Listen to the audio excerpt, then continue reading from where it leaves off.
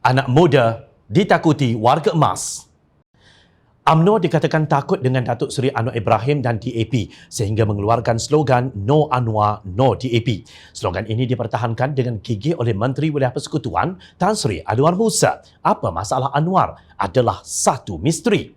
Tiba-tiba Ahli Majlis Tertinggi Bersatu Tan Sri Rais Yatim mengeluarkan kenyataan terdapat pelbagai kekangan untuk melaksanakan dasar undi 18 walaupun selepas Dewan Rakyat meneluskan rang Undang-Undang RUU Perlembagaan Pindaan 2019.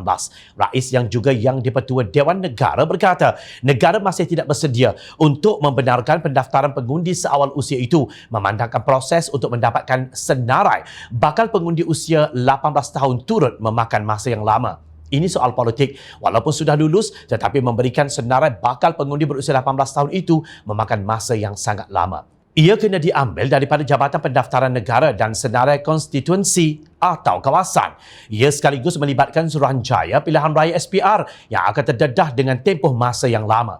Setelah melihat situasi yang sebenar, undi 18 tahun ini tidak praktikal untuk diadakan pada musim ini. Katanya seperti dilaporkan Akhbar Utusan Malaysia. Dan berkata demikian ketika menjawab soalan daripada penonton secara atas talian berkenaan status had umur pengundi 18 tahun dalam program Ruang Bicara bertajuk Signifikan Parlimen dalam Pembinaan Negara Bangsa malam kemarin.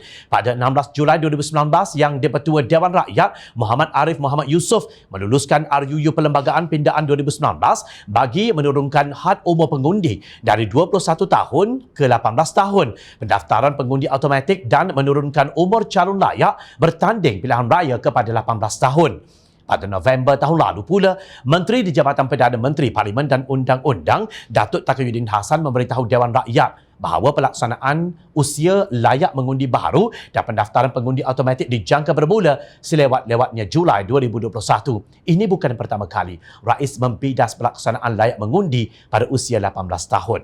Pada 8 Februari lalu, Rais mendakwa kepemimpinan Pakatan Harapan terlalu tergesa-gesa membuat keputusan melayakkan anak muda yang berusia 18 tahun secara automatik menjadi pengundi. Kata Rais, Pakatan Harapan tidak menghitung baik buruk arus perdana nilai hidup di negara ini, sekaligus meletakkan negara berdepan situasi tidak menentu, lapor Utusan Malaysia.